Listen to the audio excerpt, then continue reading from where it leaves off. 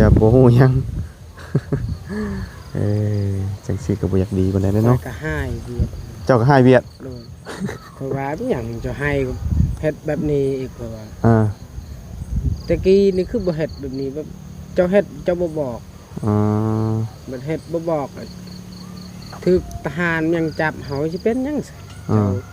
ย่านมันลำบากนั่นก็ว่าเฮาก็ตายแล้วเฮาเนาะ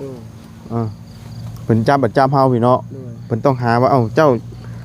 ลักหมูมาได้ใช้ได้เนาะแล้วก็หาเจ้าของนะบัดนี้บัดบางเทื่อเจ้าของเพิ่นบ่ยอมรับเด้ค่ะผู้เจ้าของเพิ่นอันให้เอาไปส่งกล้วยน่ะบ่ฮู้จักหยังบ่ฮู้เนาะเพิ่นปฏิเสธในนี่ได้กับแนวแบบว่าเพิ่นจับได้หลายทันแนวผิดกฎหมายเลยมันสิประมาณนี้พี่น้องเนาะ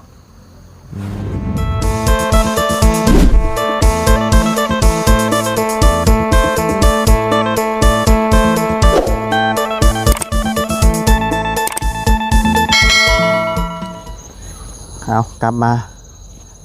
รอบ2รอบ3พี่น้องเนาะหลังจากที่เฮาได้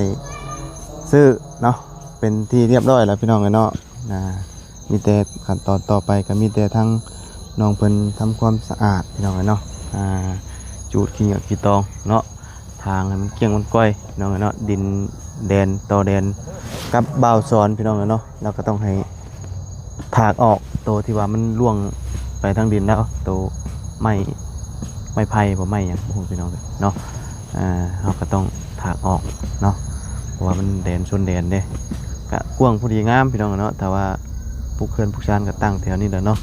ครับพอดีพี่น้องเลยเนาะถือว่าราคาก็ย่อมเยาเนาะเอาคนอื่นก็กราบสบายดีและสวัสดีเพื่อนพี่น้องกันเบิดสุขุสุคนเด้อพี่น้องเนาะพอๆกันยามค่ำยามแรงมื้อนี้เนาะแป๊บเดียวเวลานี่บ่ได้หึงพี่น้องเลยเนาะแล่นน้ำจนสิบ่ทันไปใส่มาใส่ก็ได้แล่นใต้แล่นเหนือลงไปข้าวเดียวพี่น้องเนาะจอดรถข้าวเดียวเนาะมันมืดไปยามนี่แตกต่างกับหน้าร้อนเนาะหน้าร้อนนานมืดหน้าหนาวนี่มืดไวเลยพี่น้องยามเกี่ยวข้าวนี่มืดไวนานแจ้งบ่อย่างเนี่ยพี่น้องเนาะไปซะจังไดก็พุ่นละไปเบิ่งทั้งอาเจียงก่อนได้ใดเป็นได้ใดเนาะมามันนี่ต้นกล้วยคือไปหลายต้นเติบบาทนี่บ่ได้แก่จ้ำตายว่าสิได้เมื่อกินอยู่บาทนี่เบิดแล้วพี่น้องเอ้ยกล้วยแซ่บจ้ำไปเนาะผู้ไปบ่ได้ต้นกล้วยเราโอ้เบิดหลายหมากเติบพี่น้องเอ้ย สบายดีเด้อน้องเด้อเนาะเนาะเอ้ยบ่ตัดบ่ได้เนาะโอ้พี่น้องเอ้ยกล้วยนี่กล้วยแซ่บจังได๋นี่น่ะเพิ่นเอิ้นกล้วยหยังเด็บมือนางน่ะว่ะ กล้วยข้าวแบะ กล้วยข้าวแบะ โดยบ่อันนี้คือกล้วยข้าวแบะเด้อพี่น้องเอ้ยเนาะแต่ว่าเอามาปลูกยามนี้มันก็บ่อยากติดปานใดเด้เนาะ ยามแห้งและมันติด ยามแห้งติดดีกว่าบ่ โดยยามพ่นนี่มันเน่าปลูกกล้วยต้องปลูกยามนี้บ่โดยยามเขาทางให้ยามโดยสิหาหน่อเมื่อปลูกไว้ก่อนเพราะว่ากล้วยตัวนี้มันแซ่บเลยกล้วยตัวนี้มันหอมเนาะหอมแซ่บพอดีกินนะหมากละคำพี่น้องเอ้ยเฮาเชื่อได้ฉบับนี้กินก็บ่ได้ทิ่มชื่อได้เนาะทิ่มโอ้เสียดายเลยนะพี่น้องเอ้ยยังบ่แก่คำคือมันแก่ยังพอได้กินเนาะโดยเฮ้ยน่ะรักมันก็ล่มแล้วน่ะลืมแล้วเฮ็ดเหรียญเนาะไปเนาะบ่ได้เด้เห็นมันบ่จื้อเด้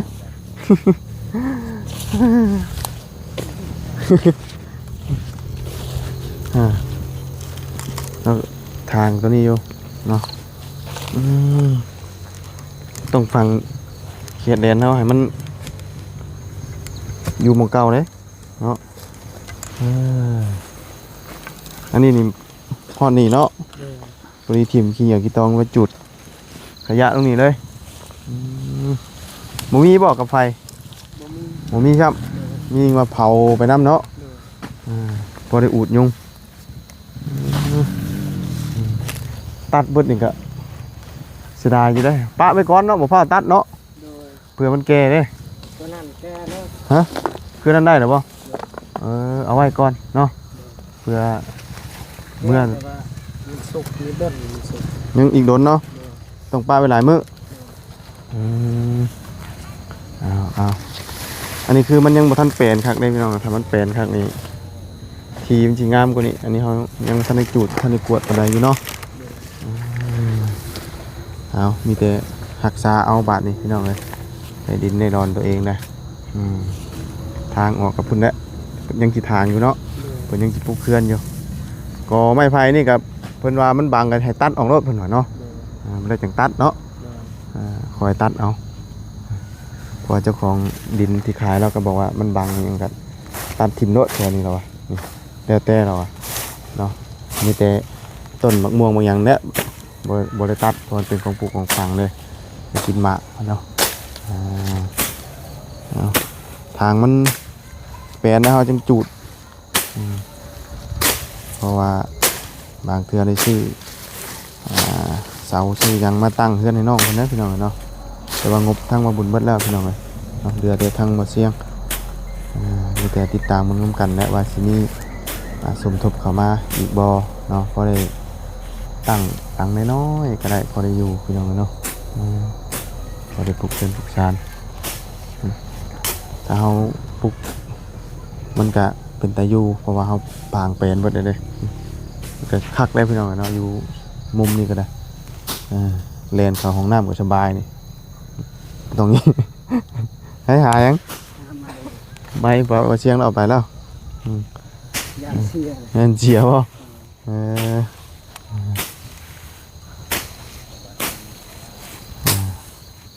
เขี่ยลงในห้องกระจูดจะพุ่นได้ก็ได้เนาะ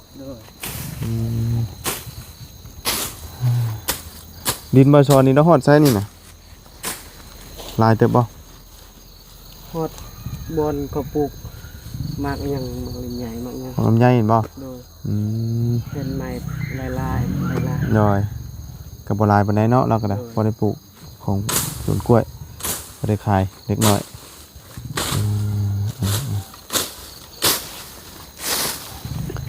อันนี้ก็ถ้าเฮาบ่อยากเคลียร์ลงพี่ก็มีแต่ถากกองไว้แล้วจังจูดบาดเดียวให้มันแปลนเด้มันจะได้ถ้าฝนบ่ตกมันแห้งค่าเดียวดอกนี่นะบ่หึงแล้วใครดอกเป็นมืออาชีพอยู่ได้ทางป่าทางให้พี่น้องเอ้ยส่วนหลายมีแต่กล้วยทางปลูกกล้วยเป็นหลักเนาะ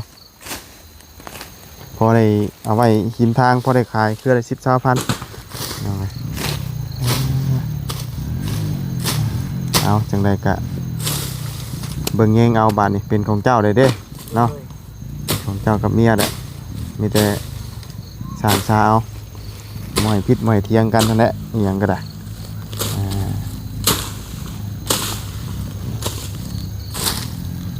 หลายมืออยู่ดอกเพื่อสิเกี้ยงสิก้อยพี่น้องเอ้ยเพราะว่ามันยังหกอยู่แต่ก็ยังโชคดีที่ว่ามันเป็นบอลแล้วปลูกมันต้นได้นี่เนาะอ๋อแล้วปลูกมันต้นแล้วกลมันต้นมันแป้นบัดนี้เนาะเป็นส่วนมันต้นเลยโอ้โหยุงก็เริ่มลายไว้ดีคำคืออันว่า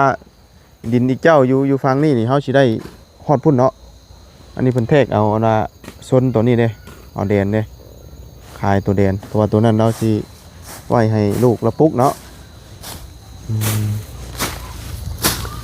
ไอ้นี่หัวอยู่ว่ามันนี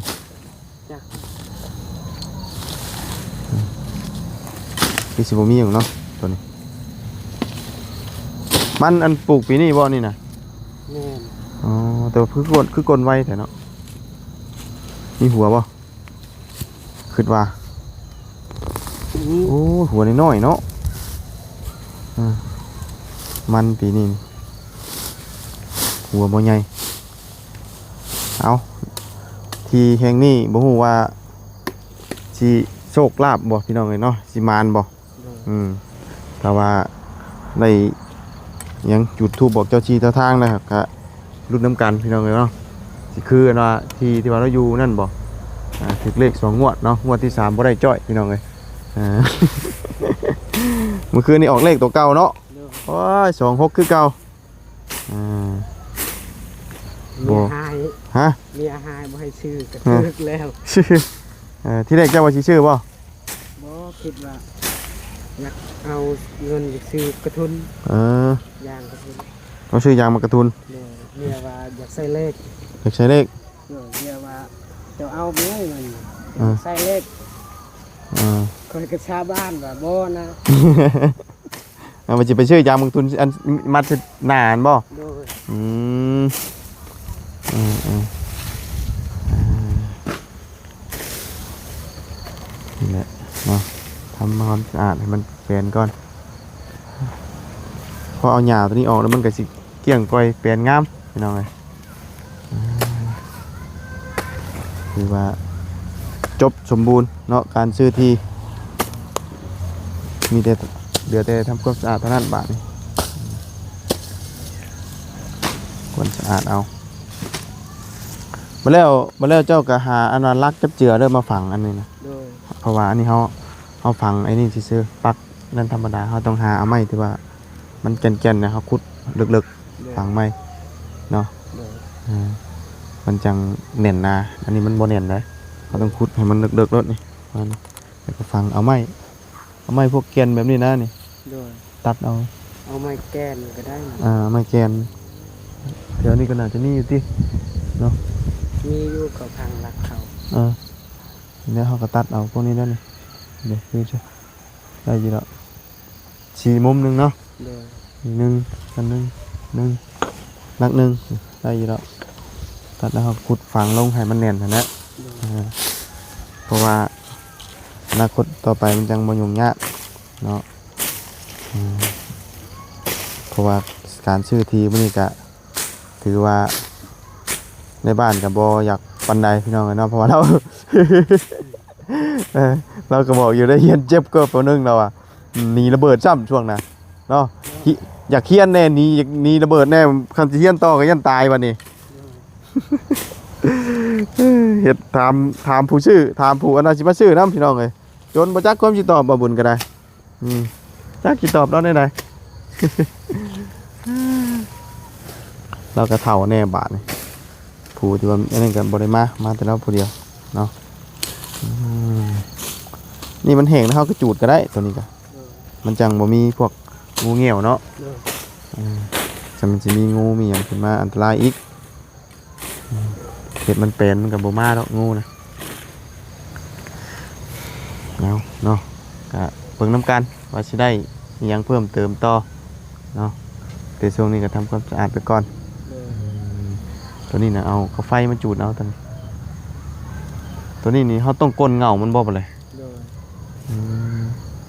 คำบอกก้นนี่มันสิขึ้นอีกเนาะ โดย กล้วยเขาแบะเนาะ โดยเขาแบกจะซุกอุบวานนี้ หวานกวนเนี่ยแซ่บเมียมักนี่แหละกล้วยเมียอยากได้มันถ้ามันแก่นี่สิหาซื้อมั้ยนะ ไม่ได้ยักได้ละสิเอาให้หน่อย โดยหามองปลูกก่อนเนาะ เอาแล้วก็จังก่อน โดยมองปลูกเนาะไปสะเมื่อแล้วเฮาเนาะคำมืดเลย โดยสบายดี โดยสบายดีเนาะเมื่อพักผ่อนนะมื้ออื่นไปเช่นต่อจ้ะ ไปแก้กล้วยคือเก่าก ล้วยเวียดนะ โดย อ๋อเพิ่นบ่ได้เอาหมูยัดใส่สิอีกบ่ บ่ เออเอาเพิ่นเฮ็ดได้ไหนเพิ่นคือเอาหมูใส่ในนั้นผมคิดเพิ่นย่านหยัง แบบยานทหาร อ๋อ ทหารเวียดนั่นบ่เป็นหยังหรอกยานทหารลาวหั่น อยู่ในด่านบ่ บ่มันพาเรือทางลัดนี่ อ๋อ มีทหารอยู่เมืองหนึงเวียดเมืองลาว อ๋อเอาถ้าเพิ่นกวดเฮาเพิ่นสิบ่จับเฮาบ่จ้ะ กวดลาวเห็นลาวก็ไม่ ต่อไปนี่ถ้าคือเฮาขับไปที่เพิ่นสิรับผิดชอบอยู่ว่าจ้ะ เฮาก็ว่าแหละเฮาแม่นผู้แก่นก็ว่าบ่ฮู้หยัง บ่แม่นรถเฮาอีกติ โอ้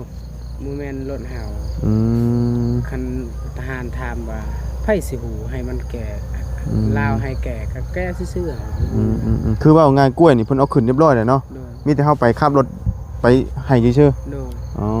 เฮาก็บ่ฮู้ว่าอิหยังหนักแต่ อ่า แต่ก่อนนี่แก่กล้วยมันลายปานนี้มันบ่หนักหรอก หมูน่ะตัวใหญ่เด้บ่หมูน่ะ หมู่50ปลายโล ปลา